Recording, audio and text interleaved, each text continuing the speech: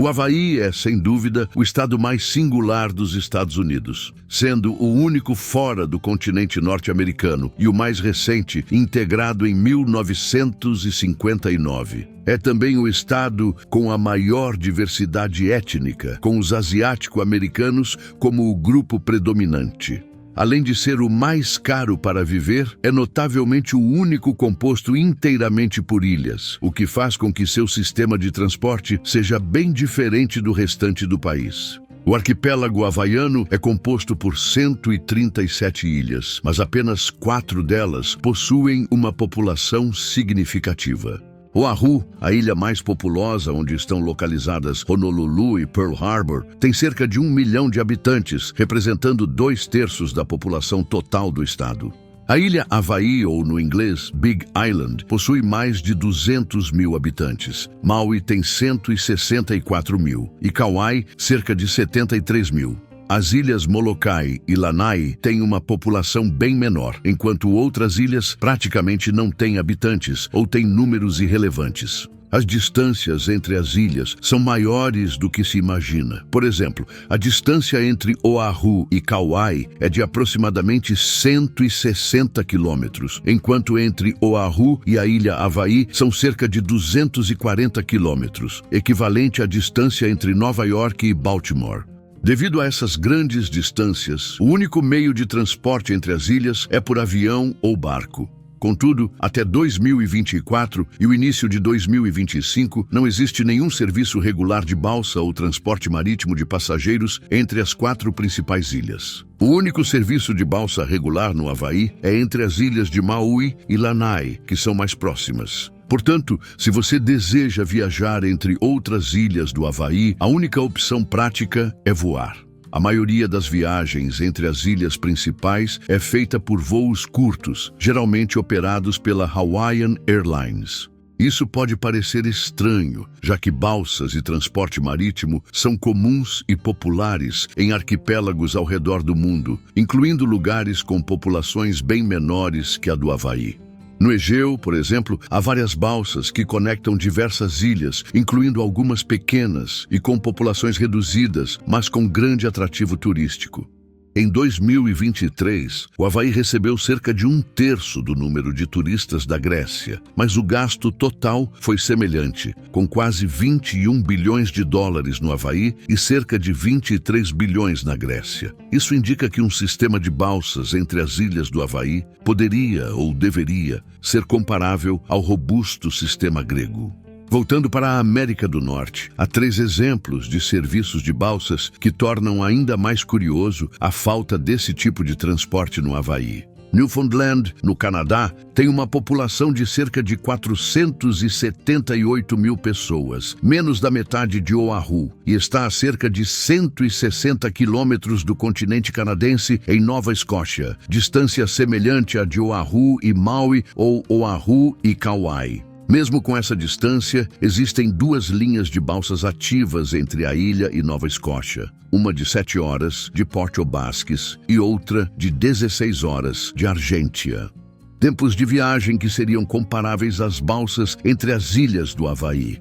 O estado de Washington também possui um sistema de balsas que conecta suas ilhas no Puget Sound. Pode ser que o exemplo mais interessante seja o do Alasca, que possui um extenso sistema de balsas, cobrindo grandes distâncias e conectando comunidades remotas de Bellingham, em Washington, até o Panhandle do Alasca e as Ilhas Aleutas. Esse sistema é relevante para o Havaí, pois as distâncias no Alasca são ainda maiores e sua população é metade da do Havaí. Portanto, por que o Havaí praticamente não tem serviço de balsas, apesar de exemplos como esses? Porque entre as ilhas do Havaí, voar é quase sempre a única opção em vez de viajar de barco. Primeiramente, é importante lembrar que o Havaí já teve serviços de balsa entre suas principais ilhas no passado, mas todos falharam por várias razões, que estão ligadas à geografia singular e aos padrões de população do estado. A tentativa mais significativa de estabelecer um serviço confiável entre as principais ilhas do Havaí foi o Hawaii Super Ferry, nos anos 2000, que acabou sendo um grande fracasso. O planejamento do Super Ferry começou em 2001 por uma empresa privada que buscava oferecer uma alternativa rápida e barata aos voos entre as ilhas havaianas, permitindo também o transporte de veículos e pertences. Na época, parecia ser um mercado inexplorado, especialmente com dados que indicavam que em 2001 os residentes do Havaí fizeram cerca de 4 milhões de voos entre as ilhas, sugerindo que havia demanda por um serviço de balsa. Em 2004, a empresa firmou um contrato com um estaleiro no Alabama para construir 2 balsas, totalizando 178 milhões de dólares, o que hoje seria aproximadamente 332 milhões ajustado pela inflação para 2024.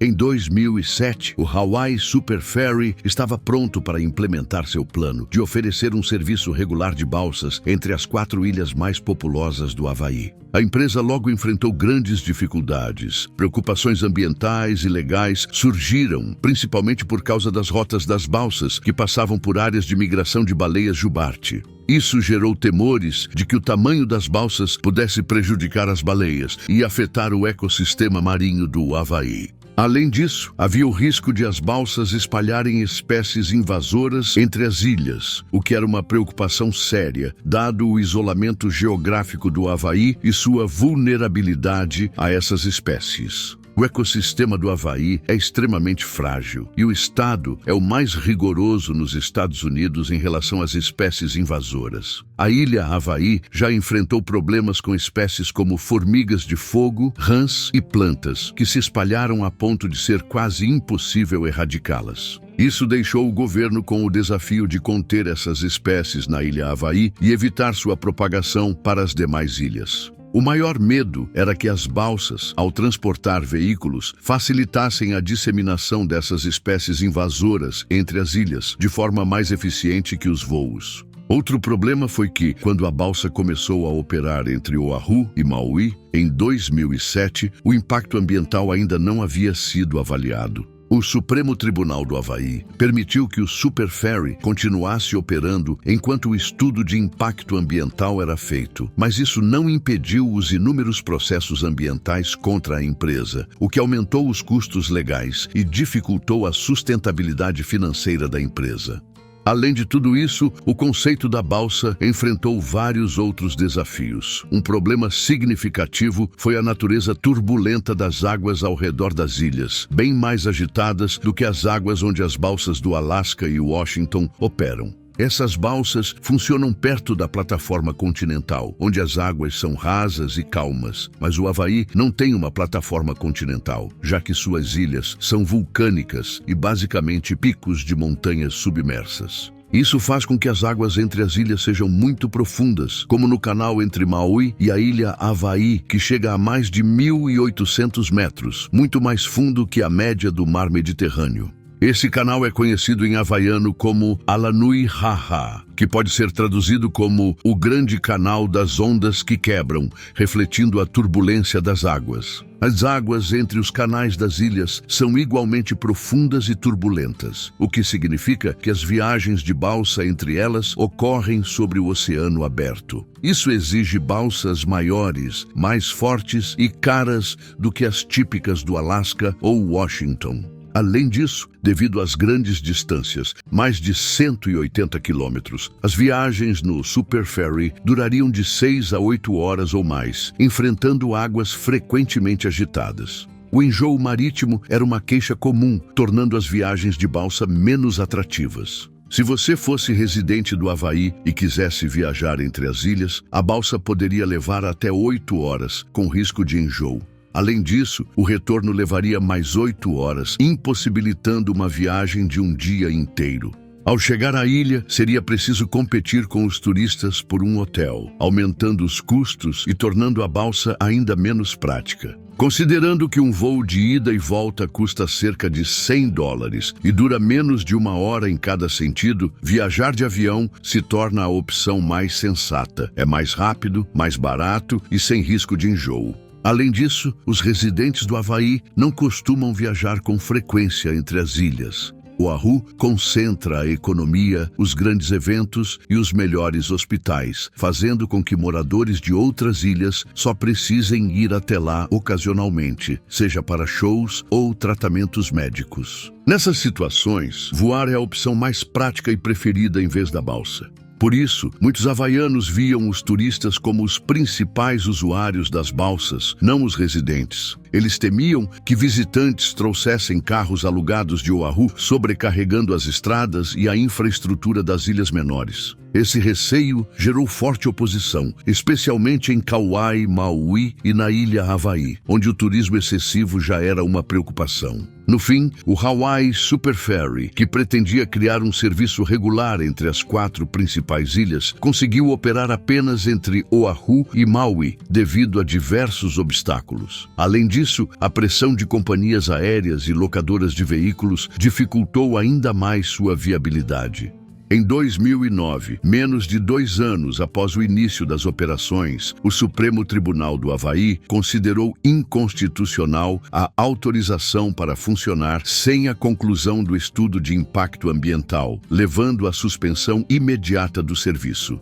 Durante os 11 meses em que operou, o Super Ferry transportou cerca de 250 mil passageiros, um número insuficiente para cobrir os altos custos do serviço e muito inferior ao fluxo de viajantes de avião entre as ilhas. Para comparação, apenas a rota aérea entre Honolulu e Kahului, a maior cidade da ilha de Maui, oferece cerca de 4.890 assentos por dia em cada direção, enquanto um estudo de 2017 estimou que, mesmo no melhor cenário, uma balsa transportaria apenas 11% desse total.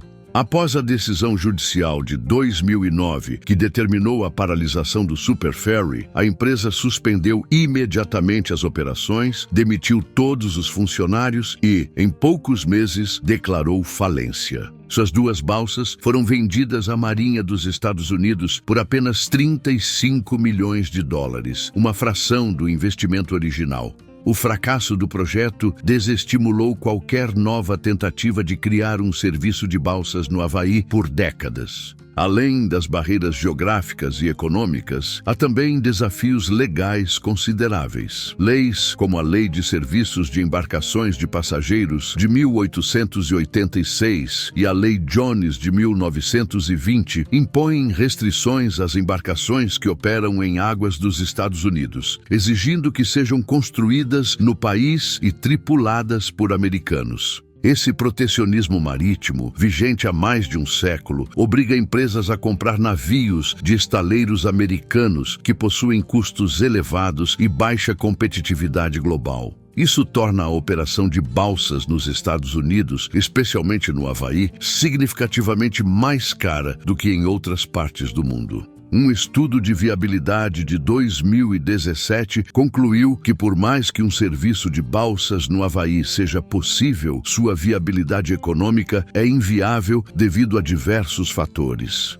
Embora os moradores esperem uma opção rápida e acessível, até as balsas mais velozes levariam mais de 7 horas, tornando-se pouco competitivas em relação ao transporte aéreo. Além disso, os altos custos de infraestrutura, como terminais de passageiros e triagens agrícolas para evitar espécies invasoras, não se justificam diante da demanda limitada. O estudo concluiu que, para um serviço de balsas se sustentar no Havaí, ele precisaria pelo menos ser parcialmente subsidiado pelo governo estadual. Um serviço de balsas subsidiado no Havaí não seria algo inédito. No estado de Washington, cerca de 25% da receita do sistema de balsas vem de subsídios estaduais, enquanto a alta demanda por viagens curtas no Puget Sound cobre o restante dos custos operacionais. No entanto, no Havaí, onde as viagens seriam mais caras e demoradas, a demanda provavelmente seria menor. Uma comparação mais apropriada seria com a Alaska Marine Highway, que atende pequenas populações em grandes distâncias e depende fortemente de subsídios estaduais. O sistema cobre mais de 5.600 quilômetros de costa, com rotas de 6 a 10 horas, e até uma ligação entre Bellingham, Washington e Ketchikan, Alaska, que leva 38 horas e custa centenas de dólares. O sistema de balsas do Alasca recebe pesados subsídios do governo estadual, cobrindo cerca de 69% de sua receita total, enquanto a venda de passagens representa apenas 31%. Esse modelo se assemelha mais ao que seria necessário no Havaí do que o sistema do estado de Washington. No entanto, o Alasca pode arcar com esses subsídios graças à sua vasta indústria petrolífera, algo que o Havaí não possui. O estado controla um dos maiores campos de petróleo dos Estados Unidos em Prudhoe Bay, e sua economia depende fortemente dessa fonte de receita, com cerca de 85% do orçamento estadual vindo do petróleo. Toda essa receita do petróleo permite ao Alasca subsidiar seu sistema de balsas, que opera geralmente sem lucro, e manter um fundo que paga cerca de $2.000 anuais a cada residente. Além disso, o estado não cobra imposto de renda e tem a menor carga tributária do país. Já o Havaí, sem recursos naturais e isolado de grandes mercados, enfrenta altos custos de transporte, tornando sua indústria pouco competitiva. O Havaí se destaca apenas no turismo e na indústria militar, graças à importância estratégica de Pearl Harbor. No entanto, os empregos nesses setores costumam pagar mal, resultando em uma renda média inferior à de New Hampshire, apesar dos altos custos de moradia. O estado é atraente para quem já é rico, mas oferece poucas oportunidades para moradores locais sem recursos, levando muitos a se mudarem para o continente. Sem outras indústrias ou recursos naturais, o Havaí mantém uma das cargas tributárias mais altas dos Estados Unidos. Como a indústria militar se concentra principalmente em Oahu, o governo do Havaí depende principalmente de impostos, ao contrário do Alasca, que tem receitas de recursos naturais. Para subsidiar um serviço de balsa não lucrativo, como o Alasca faz, o Havaí teria que aumentar ainda mais os impostos, agravando sua já grave crise de custo de vida, a pior dos Estados Unidos. Isso tudo explica por que não há um serviço de balsa entre as principais ilhas havaianas e por que é improvável que surja um no futuro. Sem avanços significativos na tecnologia ou mudanças nas leis que tornem as viagens mais rápidas e acessíveis, a baixa demanda e a inviabilidade financeira continuarão sendo obstáculos. Depois do fracasso do Hawaii Super Ferry nos anos 2000, dificilmente alguém tentará novamente em breve. Assim, a única opção viável para viajar entre as ilhas continuará sendo o transporte aéreo, a menos que você tenha ou alugue um barco. Muito obrigado por assistir até aqui. Até a próxima.